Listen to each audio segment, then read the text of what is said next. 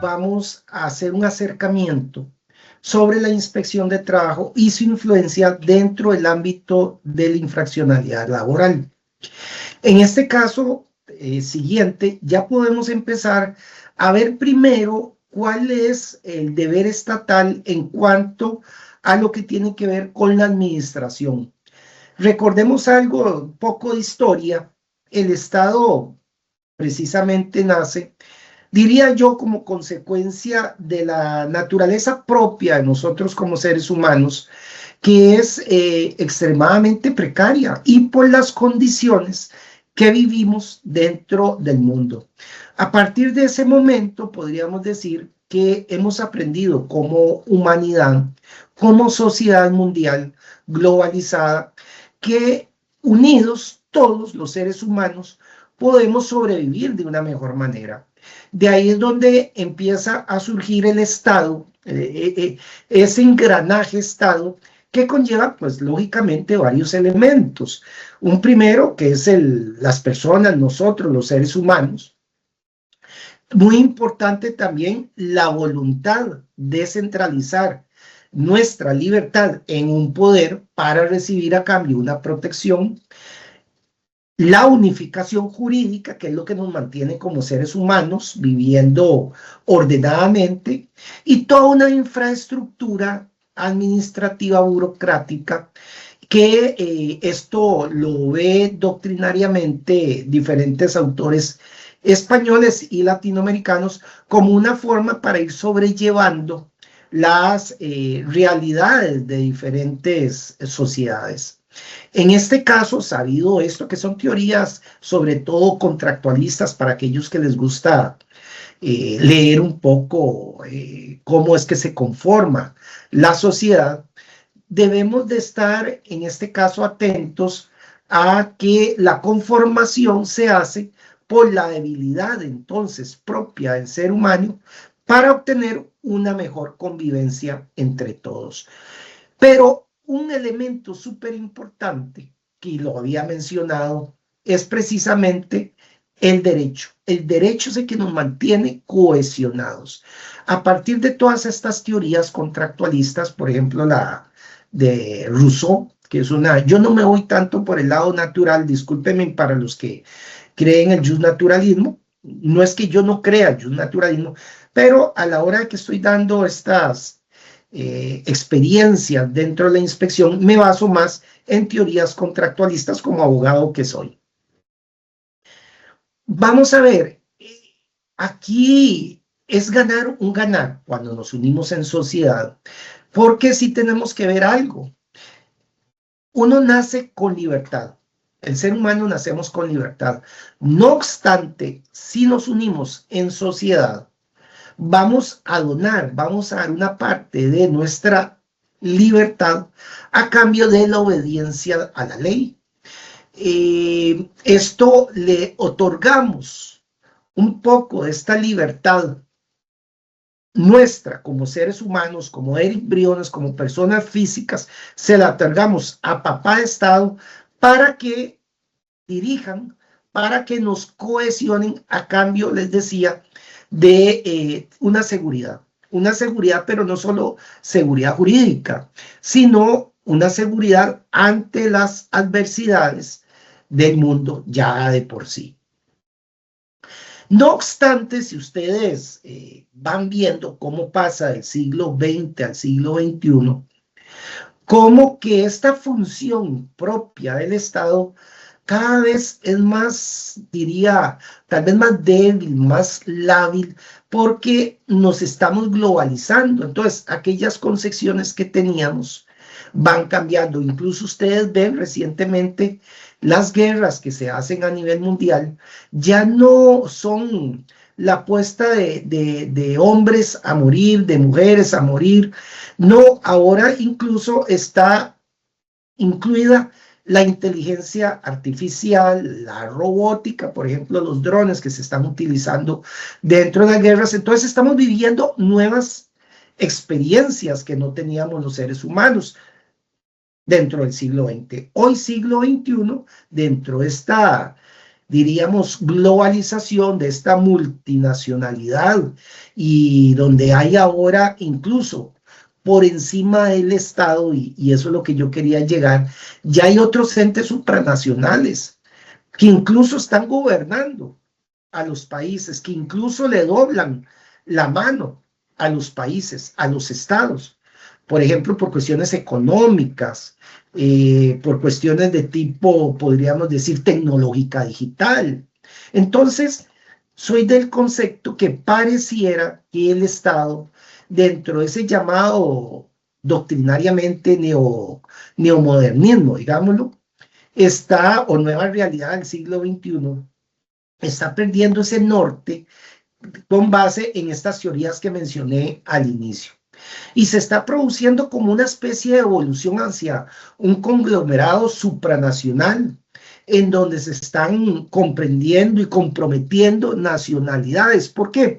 Porque también la tecnología, la información, está rompiendo paradigmas que el siglo pasado no teníamos, que fue cuando se crea toda la institucionalidad, incluida la inspección de trabajo, que no hemos entrado en ese tema. En este acercamiento podríamos decir que merced a la tecnología, ya el ser humano está perdiendo entonces esas barreras de tiempo y de espacio que nosotros, o mi generación, por ejemplo, que es la generación X, estábamos acostumbrados. Bueno, entonces, con mayor relevancia dentro de este espacio es donde las autoridades administrativas, como ustedes, autoridades judiciales, estamos comprometidos con, dentro del ámbito laboral, con el concepto ya dado por la OIT, el trabajo decente o desengordo. ¿En procura de qué? Diría que de mayor obtención de las ganancias en cuanto a los derechos fundamentales, porque, como les decía, se está diluyendo muchas veces los estados, prevaleciendo estas políticas internacionales por encima del concepto de nacionalidad. Entonces, importante aquí entrar con la tecnología y entrar a posicionar la parte judicial como la parte administrativa, de cara a esta, insisto, de esta globalización.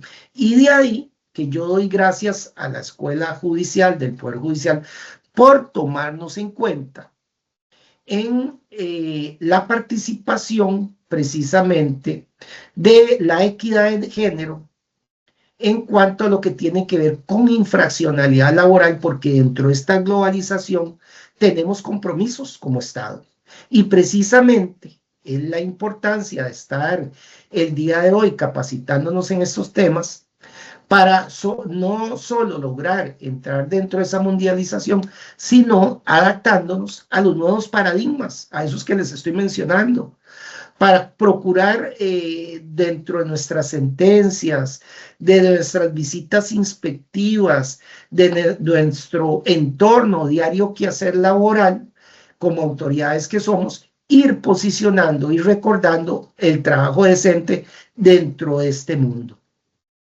Ahora sí, por favor, continuemos con la siguiente diapositiva. Hablemos un poquito del nacimiento en general o mundial de la inspección de trabajo.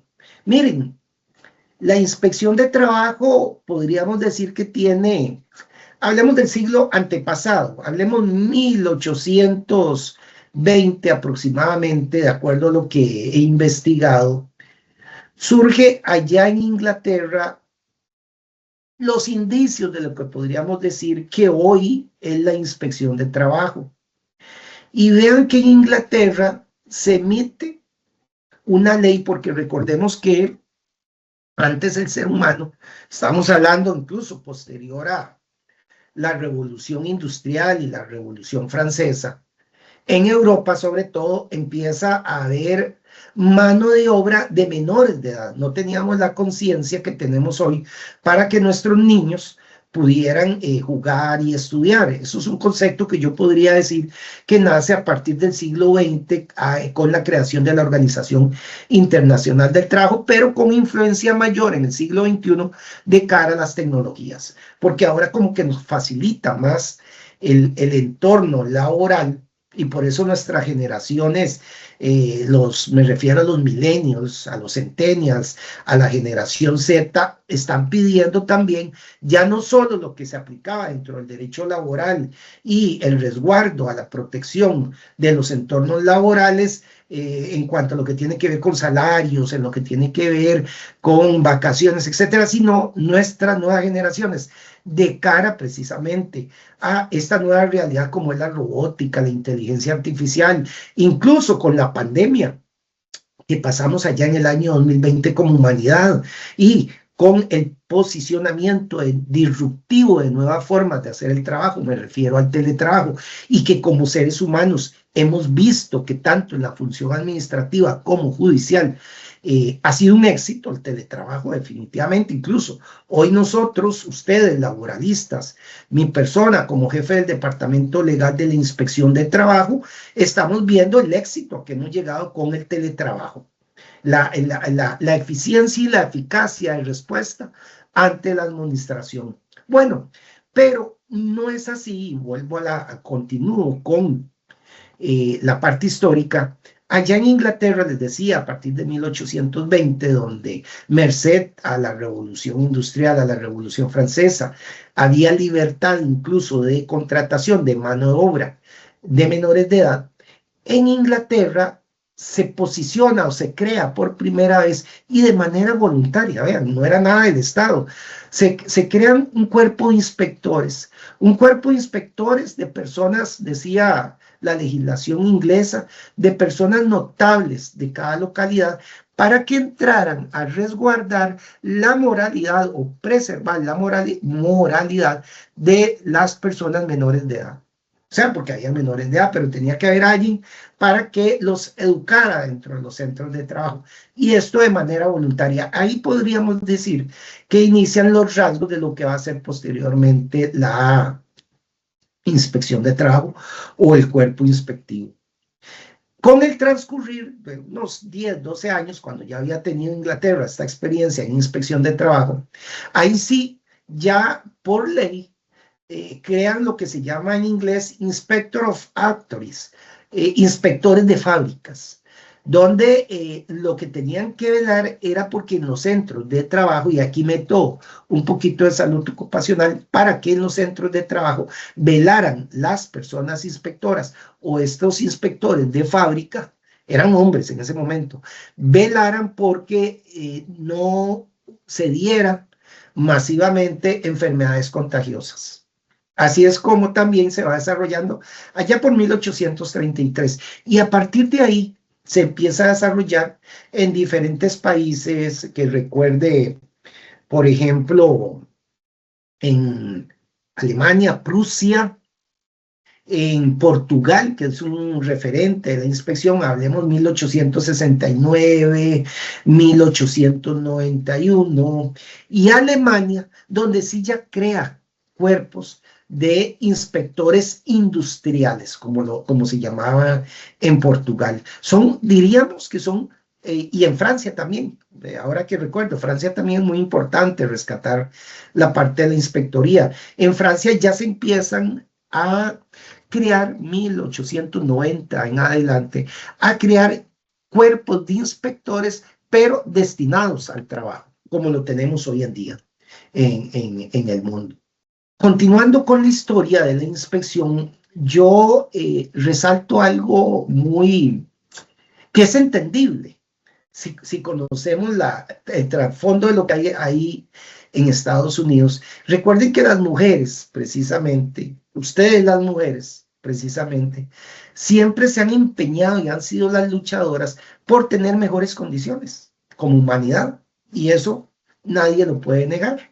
Pues dentro del ámbito laboral, también empiezan las mujeres allá en Estados Unidos, en Francia, en Estados Unidos, en Argentina, en el siglo XX, las mujeres argentinas empiezan a luchar por varios temas, por el derecho a la huelga junto con los hombres, por el derecho a la disminución de las jornadas y que se limitaran, por el derecho de las personas o de ustedes, las mujeres, a poder procrear hijos. Porque ya empiezan en el siglo XX, inicios del siglo XX, finales del siglo XIX, empieza la mujer poco a poco a trabajar, sobre todo en las fábricas. ¿Yo por qué hago este recuento histórico? Bueno, porque hay un dato que nos llama la atención a los que nos gusta la historia y nos dedicamos al derecho laboral, y es que precisamente en los Estados Unidos de Norteamérica, 1890, 1900, en Nueva York, y entonces eso me hace recordar que muchas mujeres murieron en una fábrica de Nueva York quemadas, precisamente porque no habían condiciones en la seguridad social. Incluso me acuerdo ver vídeos donde se tiraban de edificios y morían quemadas y se venían. Eso es algo, un lunar dentro de la historia del derecho laboral. Para los que les interesa, pueden ver en YouTube diferentes videos. Y en Nueva York, a raíz de todo esto que les estoy comentando, en Nueva York específicamente, empieza por primera vez a funcionar el servicio de la inspección de trabajo. Pero ojo, qué importante, porque aquí se dice que los inspectores de trabajo también debe estar constituido por mujeres. Es el primer antecedente donde las mujeres ya entran a la inspección de trabajo allá en Estados Unidos, en Nueva York, 1890 en adelante. Ya se habla de la mujer, imagínense, cuando la mujer ni siquiera en América votaba en muchos países. Son 50 años que pasarán para que en Costa Rica voten, donde no voten electoralmente, me refiero, donde las mujeres incluso no tenían los mismos derechos que los hombres en América. Bueno, allá en los Estados Unidos se dice que el cuerpo de inspectores que se van a crear para el trabajo tiene que ser constituido también por mujeres. Yo lo que diría es, a raíz de todos estos acontecimientos, vámonos a ver América. En América, Chile, como en general, ha sido la bandera que ha puesto dentro del régimen de la seguridad social, de los derechos laborales. Allá en 1924, es lo que recuerdo, se crea una dirección general de trabajo, cuando en Costa Rica ni siquiera existía un código de trabajo, porque nuestro código de trabajo, como lo vamos a ver posteriormente, es de 1943. Bueno, se crea una dirección general de trabajo en 1924 y de ahí en adelante empiezan a surgir en países, por ejemplo, como México, que también México allá en los años 30 ha estado de avanzada en su constitución política con los derechos. Es más, México eleva sus derechos laborales a rango constitucional y de ahí surgen grandes pensadores. Por ejemplo, grandes pensadores mexicanos, uruguayos, chilenos, que son referentes en esos años, siglo pasado, mediados y hasta finales, que son referentes para el derecho laboral y que ayudan a el desarrollo no solo de la inspección de trabajo, sino del derecho laboral. Ahorita me estoy recordando nada menos y nada más que el doctor Mario de la Cueva, un rector de la UNAM en ese momento comunista, mexicano, donde empieza a desarrollar América no solo los principios generales del derecho del trabajo, sino también desarrolla el derecho colectivo, el derecho de huelga, el derecho a la negociación colectiva. Entonces, vean todos estos antecedentes. Me regreso un poquito, ya más globalmente, me salgo de América, para recordarles algo. Hubo una gran guerra mundial del 14 al 19, el 18 más o menos, termina con el Tratado de Versalles, la Primera Guerra Mundial, o conocida también como la Gran Guerra Mundial, 1919, y aquí lo importante es que, bueno, primero porque pone fin a la guerra mundial, sino también lo importante es porque dentro del Tratado de Versalles se crea por primera vez en la humanidad la Organización Internacional del Trabajo, un organismo internacional para que unificara a nivel mundial. Vean qué difícil es esto, pero se ha logrado. Ya llevamos más de 100 años desde la creación de la OIT, los laboralistas, para que los países, que aproximadamente al día de hoy son 190 que están adscritos a la OIT, la conformen para ir creando unificación de normas a nivel mundial, con el fin de que no se volviera a dar una guerra, porque las guerras, por lo general, ustedes lo entenderán, se dan por factores económicos, donde la gente ya no tiene trabajo, donde la gente está muy molesta por la falta de seguridad. Ahí es donde empieza el germen y estallan las guerras mundiales. De acuerdo a las últimas dos guerras han habido ahí. ¿Por qué Alemania, por ejemplo, provoca la Segunda Guerra Mundial? Precisamente como estaban o como las medidas que habían dictado los aliados, los ganadores allá en 1918, en la Primera Guerra Mundial, provocaron un caos económico en la Gran Alemania. Entonces, de ahí surgió que no había trabajo, había que andar en carretillas para pagar, por ejemplo, el pan y todo lo que ustedes manejan a nivel histórico. Bueno, precisamente con el Tratado de Versalles trataron de evitar, con esta creación de este organismo internacional, que no hubiera más guerra, que no hubiera más hambre, que hubiera siempre trabajo y que hubieran condiciones de derechos humanos. Eso es lo que pretendían en ese momento.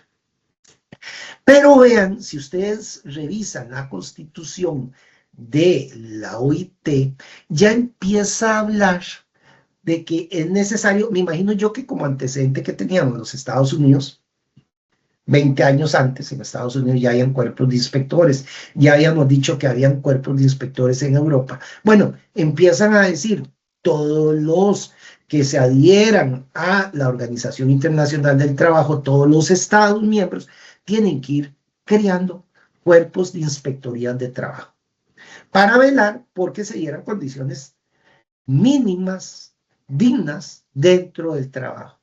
Vean, 1919, Costa Rica estaba en pañales. No teníamos, como les digo, nada, ni siquiera una conformación de un código de trabajo. Vamos a ver algunos antecedentes que sí habían, pero que no era una unificación como lo conocemos hoy.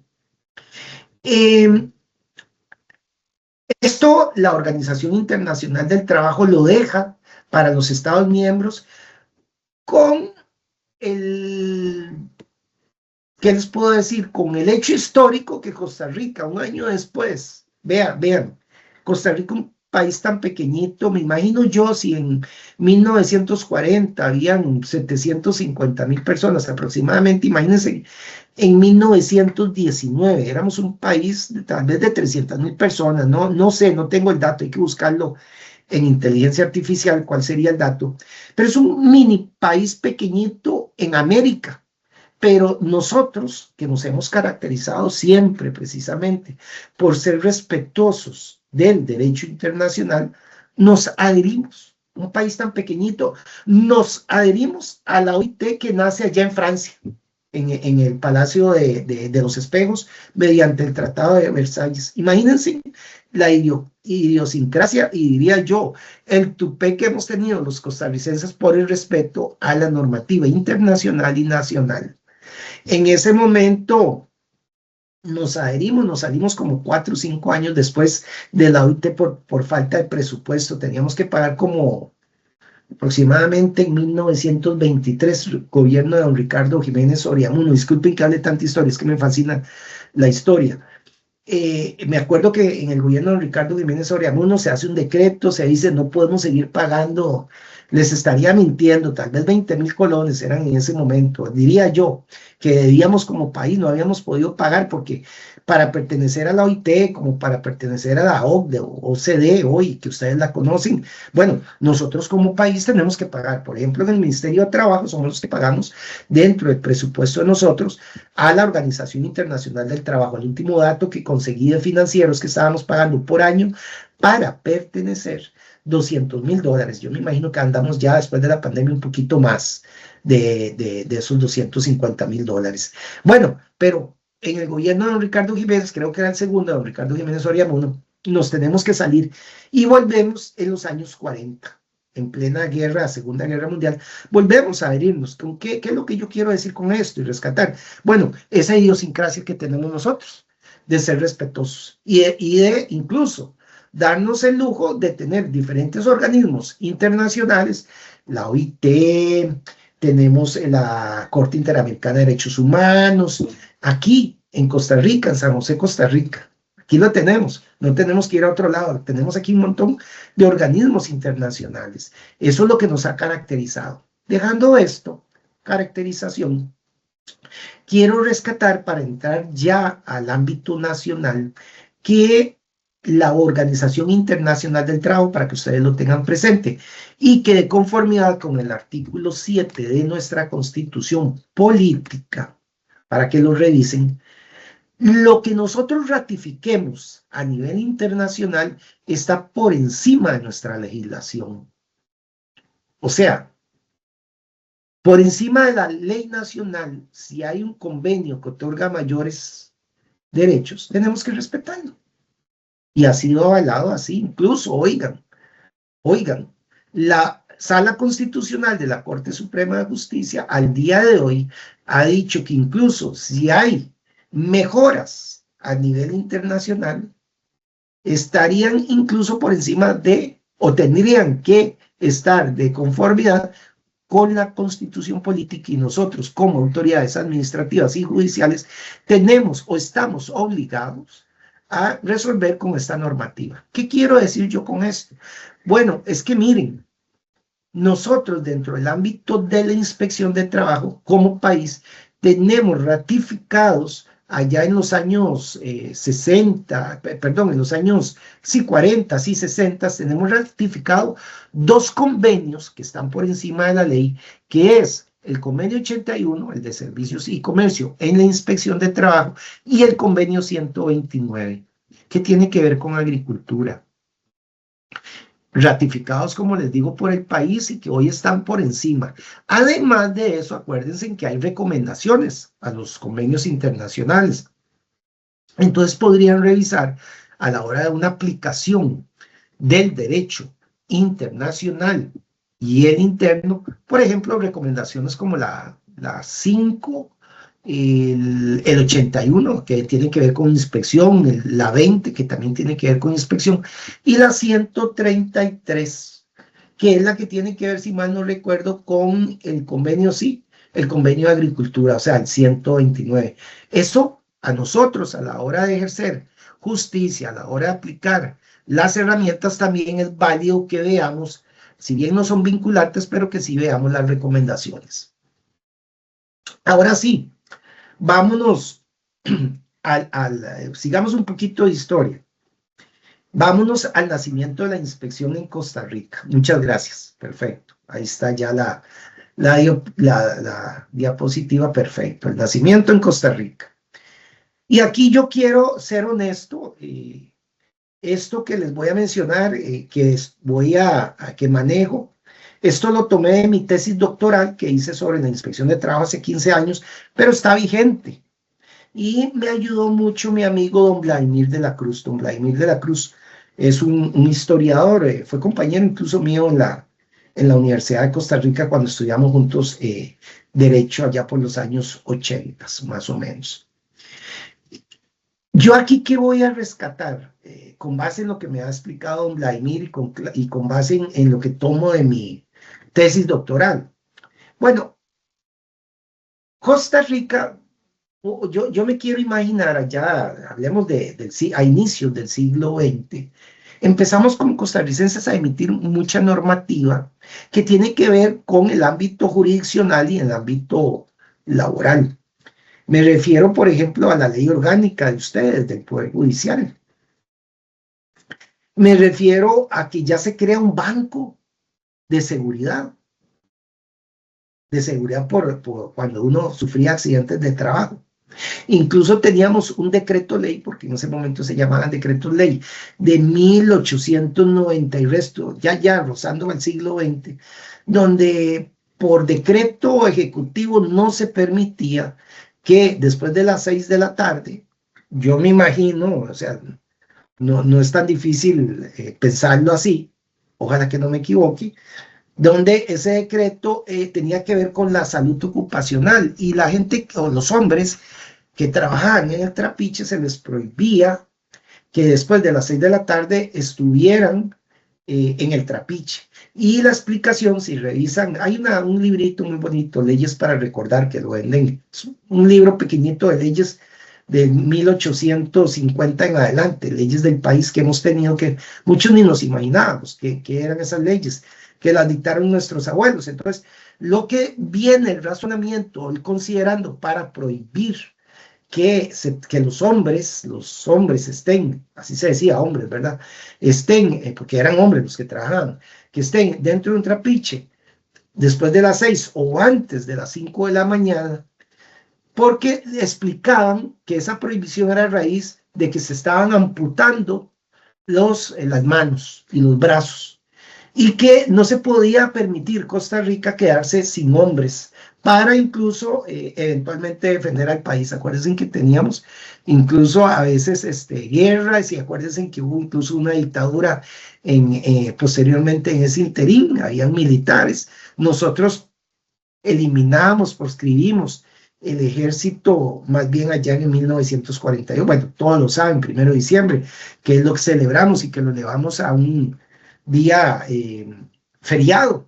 Es uno de los feriados que hemos dicho, el 1 de diciembre, bueno, porque ahí eliminamos el ejército, pero antes no era diferente. Entonces, vean que aquí estoy relacionando algo de salud ocupacional en 1900, que ya teníamos alguna ley, y cuestiones de ejército, y con la conveniencia para tener a los hombres con sus manos por si tenían que ir a luchar y para que tuviera trabajo, y no sé, pero me imagino que en ese momento también como cabezas de hogar que eran, ya también quedaban amputados para trabajar y todo lo demás, y eso era un perjuicio a nivel social.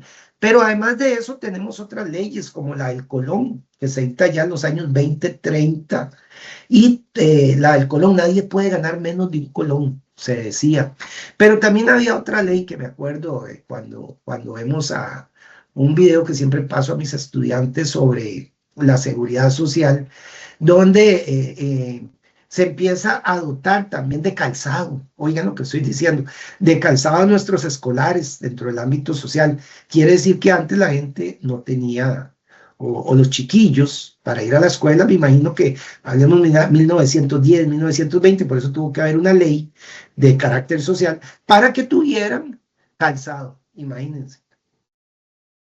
Todo esto, bueno, y ya adentrándonos posteriormente, vamos a ver que se va creando todo un engranaje de seguridad social, incluso antes de que se emitiera el Código de Trabajo. Pero todas estas leyes que yo les estoy comentando aquí, muy importante que posteriormente se van a hacer un solo cuerpo legal, me refiero a nuestro Código de Trabajo, allá en 1943. Pero vean, y nos decía don Vladimir de la Cruz, que eso era lo que quería mencionarles, nosotros, los costarricenses, emitimos en 1929, ¿sí? 1929, sí, mediante el decreto ley número 33, esto lo tengo presente porque constantemente estoy dando clases, entonces se me viene a la memoria. Podrá ser que durante esta charla que les estoy dando, este desarrollo quede con un lapsus, pero es entendible porque lo estoy haciendo de memoria, no estoy leyendo como, por eso ustedes me ven que a veces me voy por un lado y por otro para que ustedes sepan. Nos decía don Vladimir de la Cruz entonces que mediante este decreto ley número 33 se indican 4 aspectos muy importantes que se dejan previstos para lo que iba a ser el Código de Trabajo. Primero, en 1929 se dice que tiene que haber la preparación de un proyecto de Código de Trabajo. Oigan, 1929 y hasta 1943 nosotros los costarricenses pudimos concretizarlo. Pasaron más de una década para poder llegar a un Código de Trabajo, pero ya en el 29 se decía, Ojo, tiene que haber un proyecto de ley para que cree un código de trabajo. Ya teníamos experiencias, no a nivel centroamericano, sino a nivel de México, les dije, y de Chile, donde ya había normativa debidamente codificada dentro del ámbito laboral. Entonces yo me imagino que por ahí empiezan a los costarricenses, nuestros abuelos y abuelas, a pensar en la preparación de este proyecto del código de trabajo.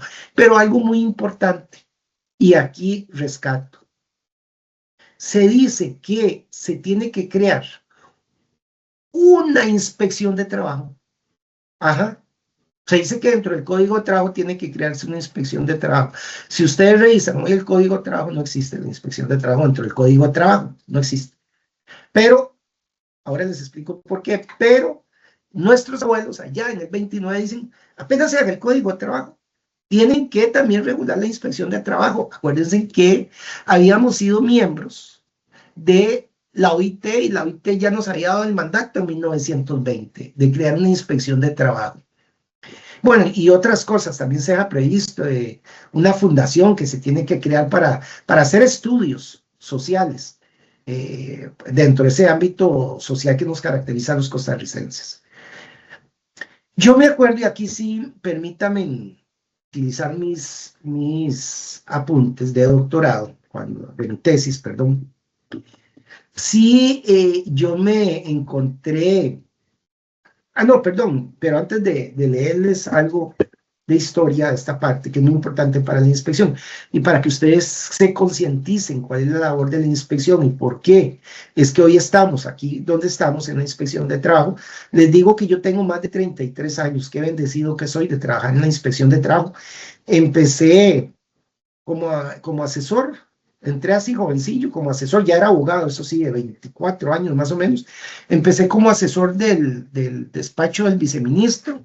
Después me pasaron para inspección de trabajo, anduve inspeccionando un tiempito, estuve como inspector de Guadalupe, Moravia, Coronado, esa era mi zona que me tocaba, pero vean qué extraño, como en ese momento, casi estamos hablando de los años 90, al inicio, la mayoría de mis jefes, la mayoría de los compañeros inspectores eran bachilleres de colegio, pero yo entré joven ya como abogado, formado. Entonces, el director de inspección, el que mandaba todo en ese momento, que también era abogado, me dice, no, véngase usted conmigo, más bien, yo necesito un abogado que esté en el departamento, y fuimos creando un departamento legal. Años 90. Entonces, ¿qué les estoy diciendo? Que la mayoría eran bachilleres para ser, no esas, para ser inspectores.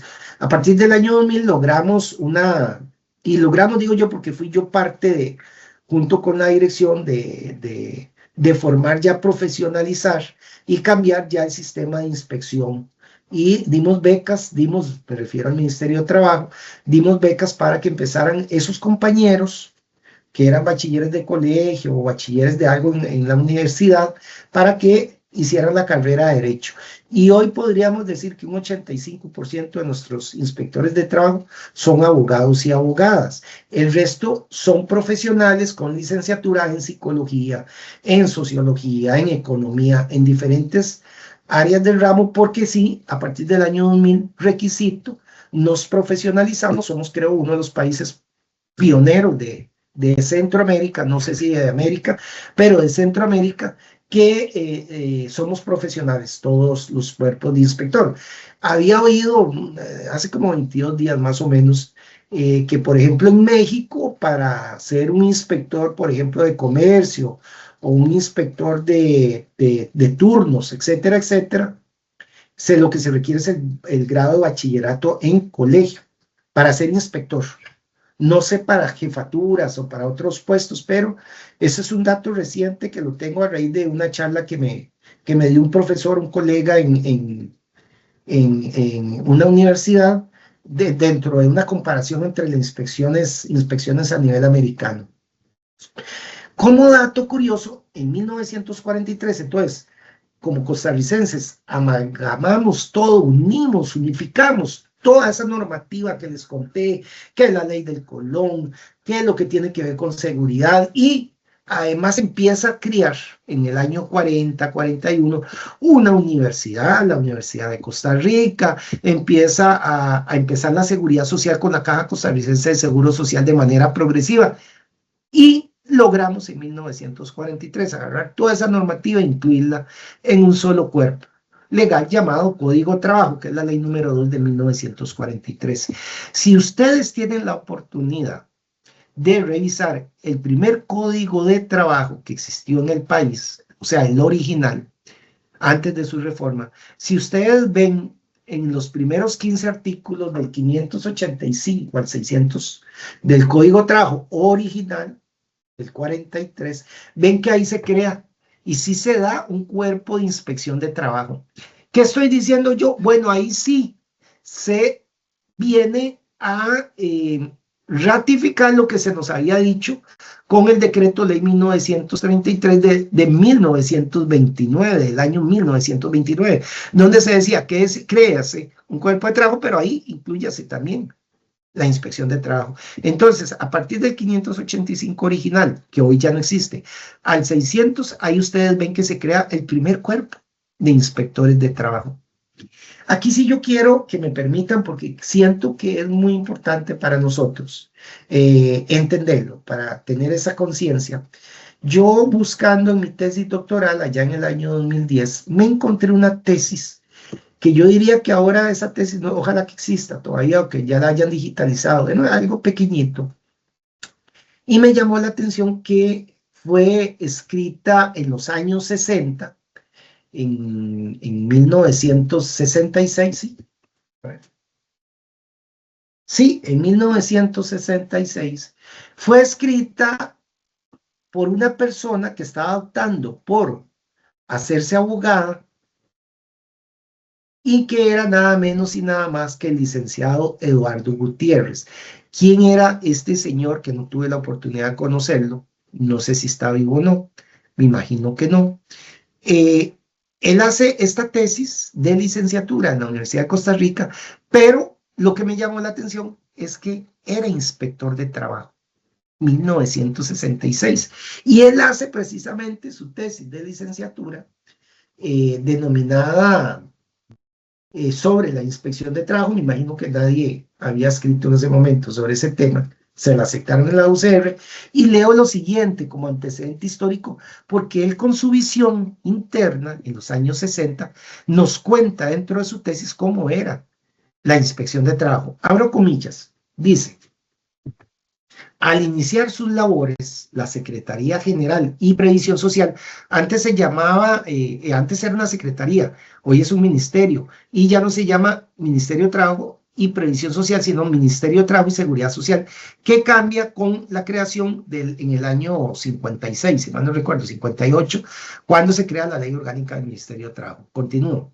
Se organizó, dice, la Inspección General del Trabajo, del cual dependía solo de 12 inspectores, 12, con jurisdicción en toda la República y con asiento en la ciudad de San José incluso.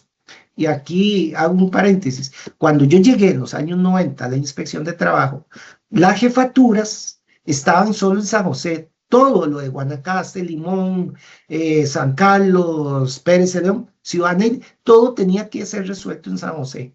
Precisamente en el año 2000, a partir del año 2000, es la modernización de la inspección, o sea, hace 26 años, y se delega. Por eso es que ustedes ven que tenemos regionales, como 30 regionales en todo el país, y ahí ya tenemos sus jefaturas, sus inspectores, junto con sus asesores legales.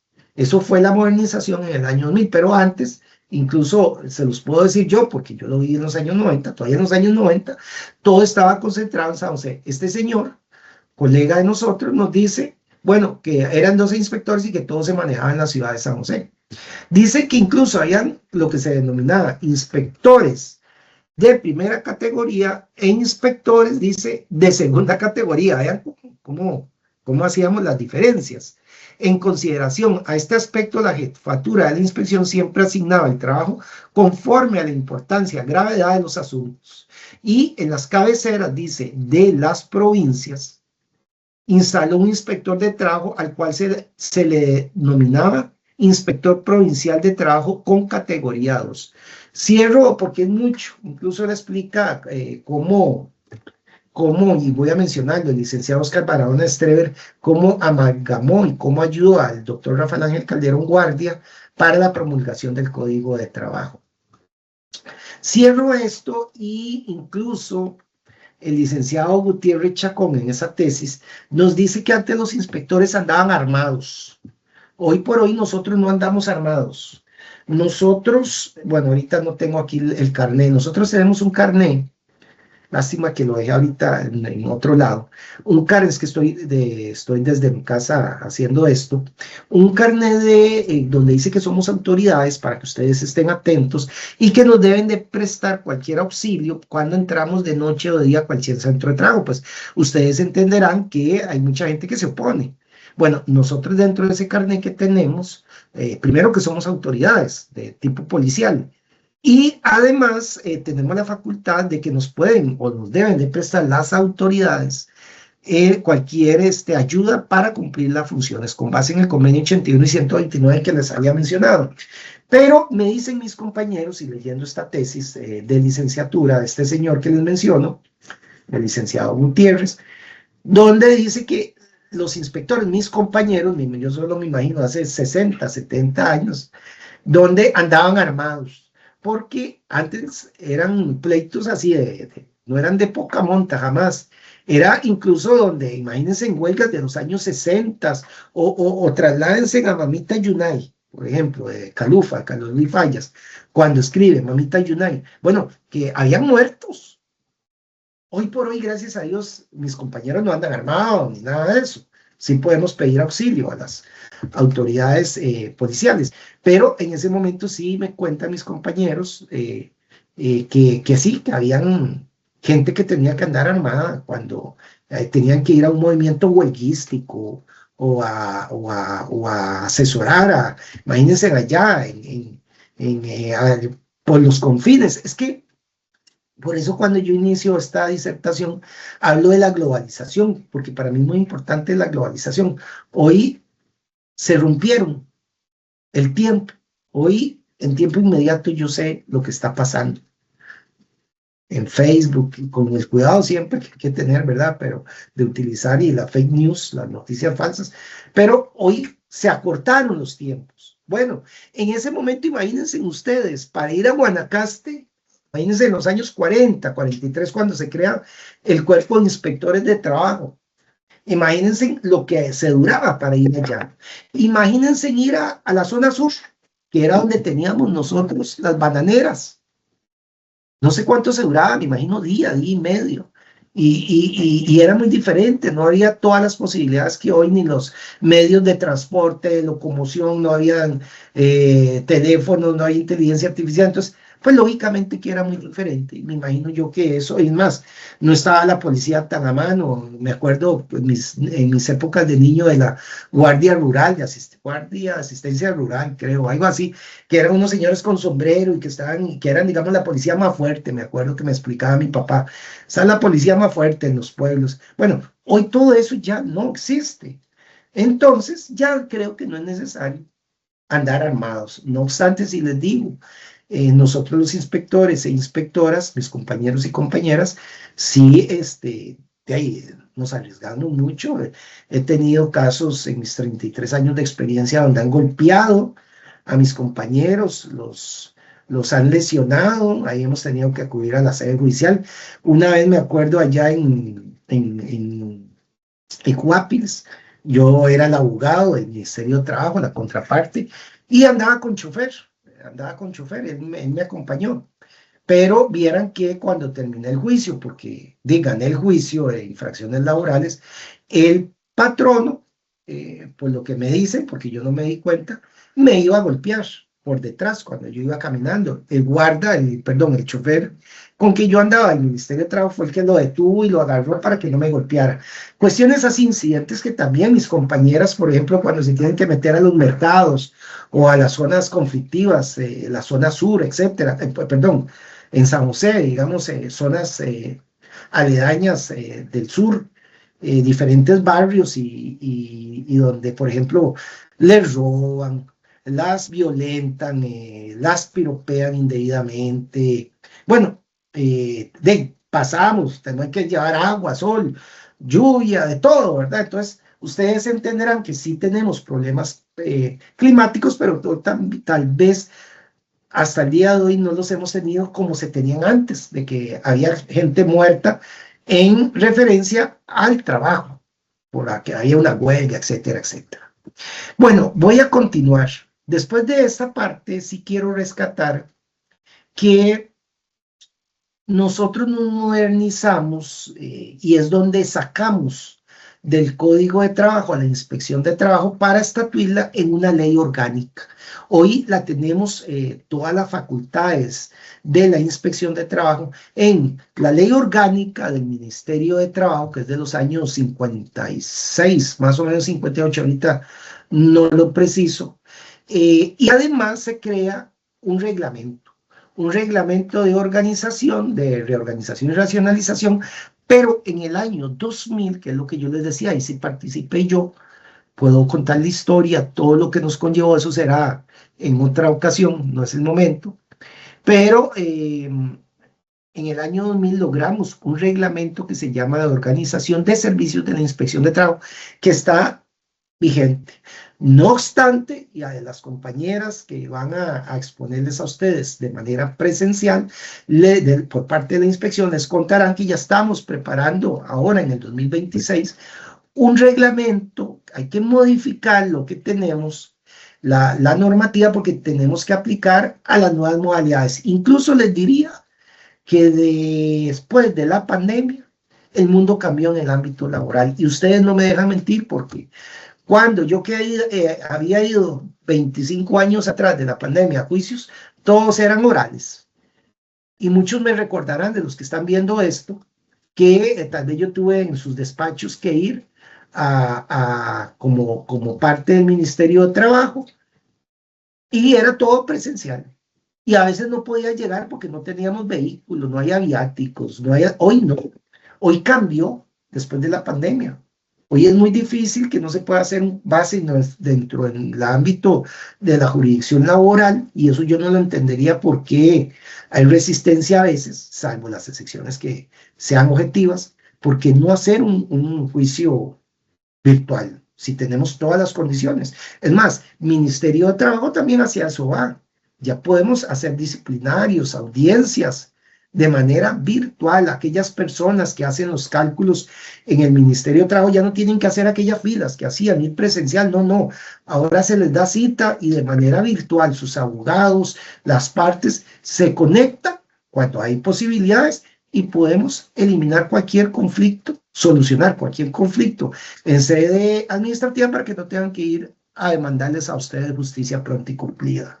Bueno, vean que hay un nuevo paradigma desde hace 4 años aproximadamente, diría yo, y hacia eso tenemos que ir. Vamos a ver, yo voy a dejar aquí la parte histórica, creo que es suficiente, y por favor, la siguiente, porque ahora sí voy a ir viendo en general el proceso, el procedimiento dentro del ámbito administrativo para finalizar con el ámbito judicial y terminar con algunas consideraciones que son propias mías, que no van a comprometer al Ministerio de Trabajo, sino que son consideraciones mías que he escrito en libros, las publicaciones que he realizado. Vamos a ver. Dentro del proceso inspectivo, quiero rescatar lo siguiente. Continúen, por favor, con la siguiente. Quiero rescatar algo muy importante, y es que hay un antes y un después de un voto, el 4298-97 de la Sala Constitucional, que sigue vigente, donde nos interponen un amparo. Me acuerdo de un señor don William, que en paz descanse, un dirigente sindical, qué sé yo, esto fue en el 96, si mal no recuerdo, donde me dice, Eric, me dice, mira, es que no es posible, me dice, que ustedes lleven este caso, que era una práctica laboral del IAN, me acuerdo muy bien, que ustedes lleven este caso y ya tengan 2 años con este caso, y yo sigo viajando, era de la zona de Limón. Yo sigo viajando, me acuerdo que murió, por cierto, porque se estrelló en una moto. Él era un dirigente sindical, que en paz descanse, William, no me acuerdo el apellido, donde dice, no es posible que ustedes me hagan venir, ir, y que las audiencias las suspendan y que vaya cada rato recurso tras recurso. No es posible, me dice, les voy a interponer un amparo. Yo le dije, mira, William, es tu derecho. No obstante, ya la Sala Constitucional nos había dicho antes de este voto, el 97, que lo que estaba haciendo la inspección estaba bien porque teníamos que estar adecuados a la Ley General de la Administración Pública y tenían todas las potestades de recurrir las partes. Bueno, este señor nos interpone un amparo y me acuerdo que yo, no joven, ¿verdad? Con el tupé que tenía en ese momento, le digo a mi director, mire, déjeme a mí contestar este amparo, esto yo lo gano. Porque yo ya había contestado, tal vez un año y resto antes, un amparo y lo había ganado porque la sala me había dado la razón, que había que regirse por la ley general y que los plazos son exorbitantes. Bueno, en este caso yo lo contesto y lo pierdo. Es el famoso voto 4298-97, donde nos jala las orejas, cambian totalmente el criterio que venía sosteniendo la Sala Constitucional, 8 años, acuérdense que fue en 1989 la creación de la Sala Constitucional, y nos dicen, no, ojo, inspección de trabajo, no señores, van a tener que cambiar esto, no es posible, no es posible. Ustedes tienen para resolver un caso 2 meses, pero para eso, continúe la que sigue, por favor, pero para eso nos dice la Sala Constitucional, pero para eso tienen que adecuarse dentro del marco que ustedes tienen que realizar procesos especiales. Tienen que idearse un debido proceso que sea célere y el único plazo, continúe con la que sigue, por favor. Y el único plazo que ustedes pueden tener es los 2 meses que dice la Ley de Administración Pública. Bueno, eso conllevó que corriéramos. Y en el año 2000, como les decía, 3 años después de este voto, tuviéramos que hacer toda una modernización de la inspección, cambiar, podría decir delegar. No utilicemos el término descentralizar porque es más técnico, pero sí, que pusiéramos a los jefes, ya no en San José, que pusiéramos asesores legales, crear un departamento de gestión, crear un departamento legal, que yo soy el jefe desde hace 25, 26 años que se creó el cuerpo del departamento legal. Iniciamos como una especie de coordinación. Yo inicié con 5 asesores legales en todo el país y he llegado a tener 30 al día de hoy. Bueno, por algunas cuestiones que se han pensionado algunos y se están sacando plazas, pero el cuerpo se maneja en unos 30 asesores legales para todo el país y tengo en todas las digamos, no cabeceras, sino en las regionales. Ahí tengo 1 o 2 asesores o 3 asesores legales que son los que van donde ustedes, a los juicios, los que van por infracción a las leyes de trabajo. Bueno, este voto tan trascendental de la Sala Constitucional nos hizo ver una visión diferente, pero aunado a ello también se empiezan a crear procedimientos que no existían antes, como ya nos dice la sala, ya no pueden utilizar la Ley de Administración Pública, sino los procedimientos. Entonces empezamos a dar manual de procedimientos. Manuales de procedimientos. En el 2001, un grupo de compañeros, junto con mi persona, creamos el primer manual de procedimientos. Por cierto, yo recordando, digo yo, cómo pasa el tiempo, de los que hicimos el manual de procedimientos ya no hay ninguno, solo quedé yo. Ya todos se pensionaron. Yo era el más muchachillo, para que ustedes sepan, era el más jovencillo y todavía quedo aquí. Estoy a unos años de pensionarme. Después hicimos otro en el 2004. Después pasó otro al 2008. Y hoy nosotros tenemos uno del 2013 y una adición al año 2014, que es el que está vigente, que es la normativa, pero no, como les decía, estamos mediante el cuerpo legal del departamento legal, trabajando. Por cierto, una de las compañeras que va a exponerle, la Máster Leida Márquez, es la que me está apoyando precisamente en la coordinación con, o ella la que está liderando todo lo que tiene que ver con los cambios del reglamento a la inspección de trabajo. Lo vamos a reglamentar. Espero que muy pronto, pero ahora sí, vamos a tener que incluir nuevas modalidades, como la vamos a ver ahorita. Hoy tenemos, y adelanto con eso, tenemos visitas inspectivas virtuales. Eso era impensable. ¿Cómo virtual? ¿Cómo es posible que hagamos? Bueno, vamos a seguir. Siguiente, por favor. Y esto yo se los explicaba el año pasado, antepasado, que cuando fui presencial con ustedes a esta charlita histórica de inspección. Yo les decía, miren, señores jueces, señoras juezas, nosotros tenemos tres posibilidades de intervención. La primera, cuando hay una denuncia. O sea, llega la parte y denuncia. Ahí es donde nosotros entramos. Pero también tenemos la parte oficiosa, donde yo voy, por ejemplo, yo que era inspector les conté allá en el año 90, inspector de Guadalupe, pues yo llegaba y veía una tienda, por ejemplo, y decía yo, mira qué raro, esta muchacha está haciendo cajera, pero también está probando zapatos. ¿Qué será? ¿Cajera o será dependiente? Entonces yo ya me iba oficiosamente, sin que nadie me dijera, y le preguntaba y me decía, estoy ganando como dependiente. Y yo decía, pero te vi en la casa, si es que soy cajera también. Pero el patrono no le está dando el mayor beneficio, porque es diferente ser cajero a nivel salarial y de responsabilidad. Entonces yo ya iba y prevenía al patrono, mire, bajo el principio de realidad, la primacía de realidad o contrato de realidad, yo, el Briones, inspector de trabajo en los años 90, determino que fulanita de tal se le hay que aumentar el salario al decreto mínimo que había en ese momento. Y también está la que ustedes oyen, y un ejemplo es la focalizada, que es la que las campañas que hacemos de aguinaldos, noviembre, diciembre, todavía enero un poquito. Bueno, esas son campañas focalizadas, que son pensadas desde el departamento de gestión, que hay un cuerpo, digamos, de jefaturas que nos ponemos de acuerdo hacia dónde vamos, qué vamos a hacer, qué sector es el que vamos a entrarle, digamos, porque el INEC nos dijo tal cosa, porque tenemos estadísticas con nuestro departamento de gestión que estamos viendo que se está incumpliendo mal los salarios. Me acuerdo en el 2010 no habían el pago de salarios mínimos, entonces le dimos focalizado a lo que tenía que ver con el pago de los salarios mínimos, que hubo una ayuda por parte de la OIT y la Inspección de Trabajo. Esta es la tercera modalidad. Continuemos, por favor. ¿Cuál es la actuación ya práctica de la Inspección de Trabajo? Yo me presento con mi carnet de inspector de trabajo.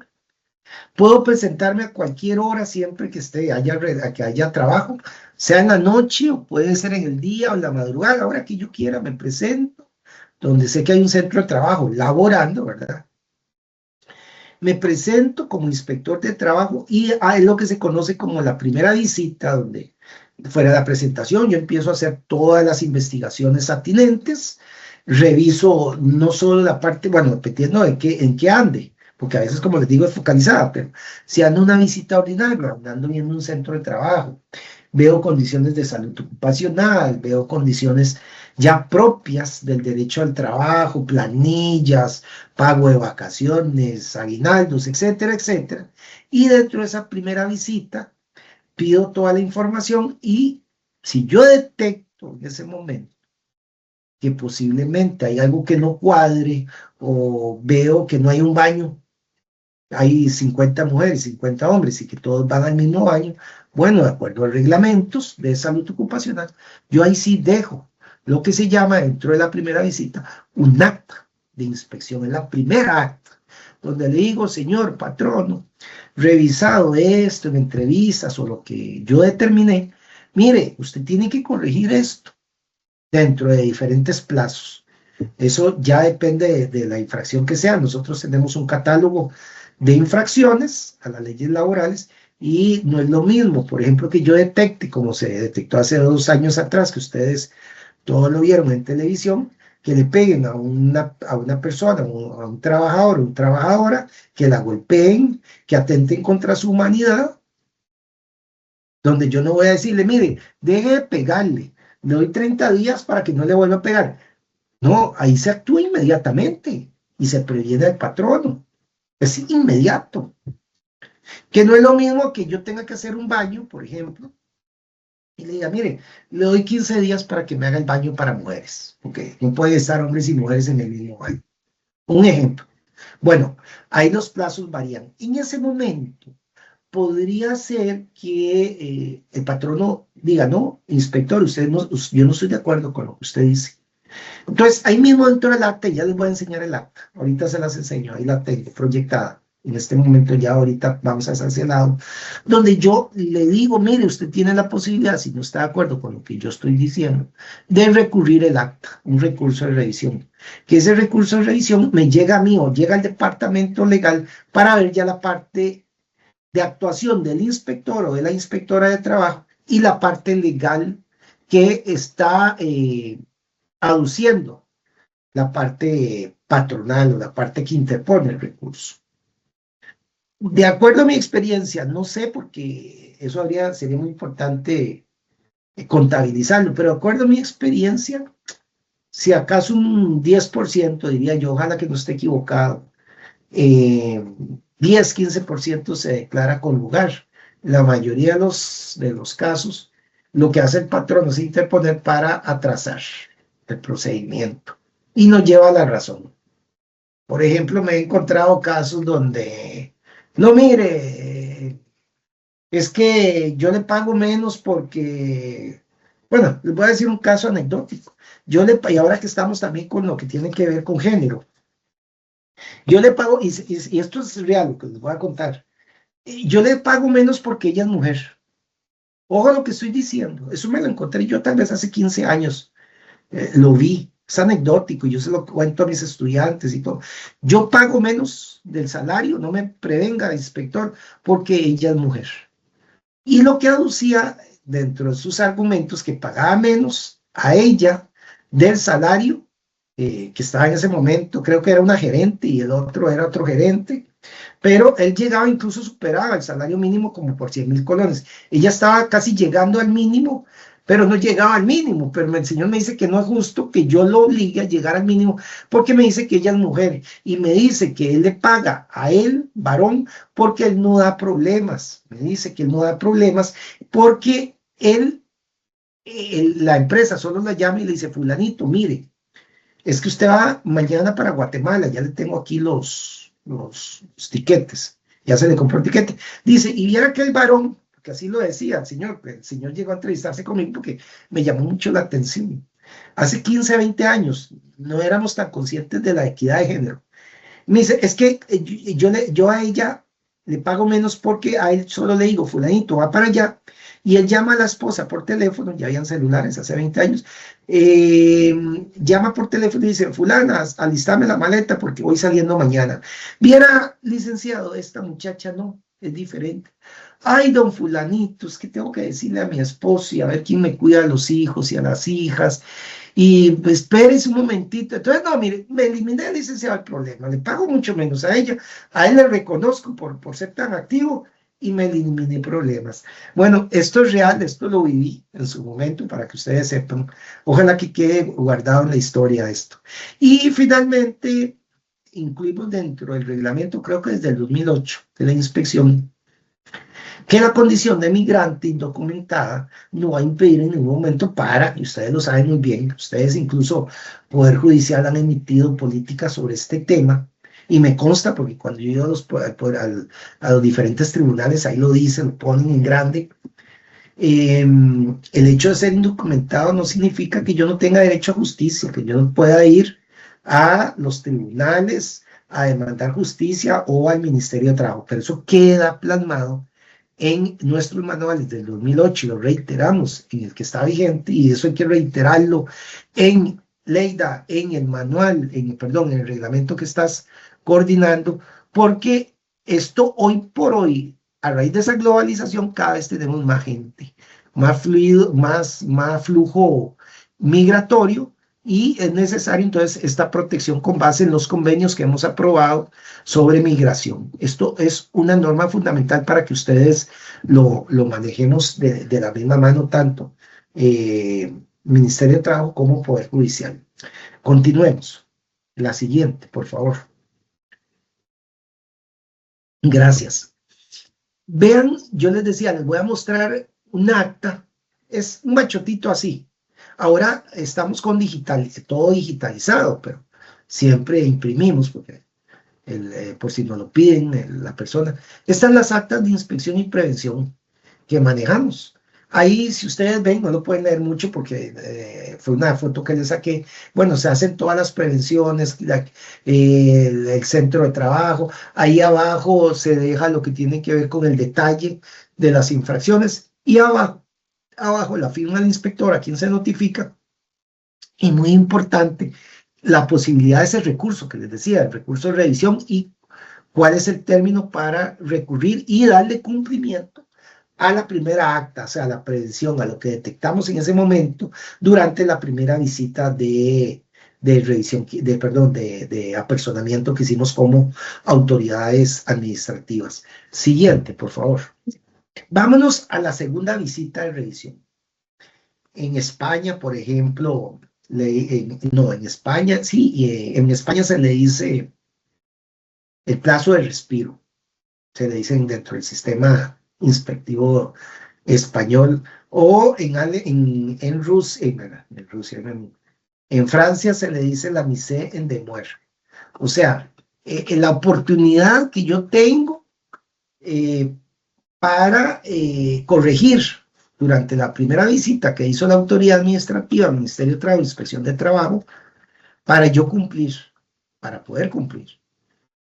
Si yo me presento después de que se resolvió el recurso, si se interpuso, o después de que se venció el plazo que yo le di a la persona para cumplir con el baño que le había dicho que me hiciera, pasados los 15 días me apersono, yo vuelvo a revisar, vuelvo a entrevistarme, a veces hay que entrevistarse, vuelvo a preguntarle al patrono, mire, ¿por qué usted no hizo el baño? Mire, es que no tengo dinero, voy a ver qué hace, lléveme por si el proceso que ustedes tienen es que hay que ir a la vía judicial y ahí puede ser que me muera antes que me condenen. Muchos me los he topado en mis 33 años que dicen eso. Otros casos que podría decir yo que es el 85%, vea la efectividad de la inspección. Esto sí, como, se manejan datos estadísticos sobre esto que estoy diciendo, este porcentaje. Cumplen, le dan cumplimiento a lo que ha dicho durante la primera visita a la inspección de trabajo. Bueno, en estos casos ya se deja sin efecto, es un archivo que hay que hacer. Lo manejamos a nivel de sistema. Y le decimos, señor patrono, más bien cuando yo era inspector de trabajo lo felicitaba, gracias por haber cumplido, esto es un beneficio para sus trabajadores, esto es beneficio para usted también, esto es beneficio para mayor productividad. Bueno, yo como inspector, eso era lo que yo decía, no sé qué es lo que le dicen mis compañeros, porque como les digo, desde hace 20 y resto de años ya estoy en otro trabajo diferente, de coordinación diferente, pero sí es importante, diría yo, siempre, y yo lo he visto en muchos jueces también, en muchos de ustedes que le hacen ver al ciudadano, mire, qué dicha que llegó a un arreglo, qué dicha que cumplió, porque eso beneficia a todo el sistema en general. Bueno, en esos casos, si hay cumplimiento, no pasó nada. Y si hay incumplimiento, ahí sí nos vamos a la acusación, que es donde les llega a ustedes, que es lo que ustedes conocen, y ya en un juicio, sí, con base en la reforma procesal laboral, ya en un juicio, esta persona que yo les comentaba, que llegó la primera vez, que es el inspector o la inspectora de trabajo, se les, dentro ya del proceso por infraccionalidad laboral, se les tiene como el declarante, una declaración de funcionario público, con base en la última reforma que hubo al Código de Trabajo, reforma procesal laboral. Siguiente, por favor. Gracias. Esta es la segunda acta de revisión, se llama acta de revisión. Aquella era la acta de prevención, ¿verdad? Donde yo llegaba y prevenía, era la primera. En esta segunda visita, en este segundo momento, que es el que dejó estipulado nuestro legislador desde 1943, con base en el convenio 81, que habíamos mencionado, la OIT, en este segundo momento le dejamos esto, ya sea que lo vamos a acusar o ya sea un acta donde se le da el cumplimiento, cumplió con todo. En esta acta donde vamos a acusar, sí hay una directriz reciente donde se nos ha dicho que para un derecho el administrado, cuando nosotros, por ejemplo, y ya ahorita vamos a ver, procedimientos especiales. Imagínense una práctica laboral del día, una persecución sindical, donde determinamos que sí hay, y lo que procede es acusar. Ahí sí, dentro de esa resolución que hacemos, no en esta visita, sino dentro de la resolución que hacemos en procesos especiales, sí cabe todavía un recurso de apelación ante el superior. Eso para que lo tomen en cuenta. Ahorita lo vamos a ver con detalle, pero se me vino a la mente para que no queden de que ya hasta ahí llegó todo. No, aquí se le dice, se deja el acta, no cabe ningún recurso en este momento, ya sepa que, y cualquier conciliación, y eso se los he dicho yo a los asesores legales, para que ustedes también lo manejen, por transparencia, si nosotros hemos acusado, si no hemos acusado y me demuestran que cumplieron, no hay ningún problema, no hay infracción, no hay multa, no hay nada, pero si yo tengo que acusar y llevarlo donde ustedes, por respeto a ustedes, autoridad judicial, yo he emitido circulares en este sentido que para conciliar, para una conciliación, sí tiene que ser en sede judicial. Nunca voy a aceptar que en sede administrativa lleguen, por ejemplo, mire, ya cumplí, mire, le pago la multa, además me han llegado muchos, ¿cuánto le doy de dinero para ya dejar esto? Jamás, eso jamás. Todos los asesores, todo el mundo tiene la instrucción. Si ya ha sido llevado a sede judicial, se arregla en sede judicial. Y pues lógicamente que si no ha llegado a la sede judicial que me ha pasado, donde ya vamos a ir a acusar, y me dice el patrono, mire, ya cumplí, excelente, ya cumplió, no tiene que pagar multa, porque nosotros no imponemos multa, son la autoridad judicial. Señor, no tiene que pagar nada, pero ya cumplió, ¿para qué vamos a acusar? Porque si lo llevo esto a ustedes me van a declarar sin lugar. Voy a perder la acusación. Vamos a decir, ¿cómo acusó si no hay infracción? O sea, ya había cumplimiento. Entonces, esto sí es importante rescatarlo porque cualquier conciliación, una vez en sede judicial, yo no acepto que se haga en sede administrativa, todo va para la sede judicial con la venia de ustedes, por respeto a ustedes y por respeto a nosotros y por seguridad jurídica del ciudadano mismo. ¿Cómo vamos a estar arreglando y llevando un juicio por aparte? O sea, no tiene razón de ser. Y por transparencia, ¿verdad? Además, ciudadana. Siguiente, por favor.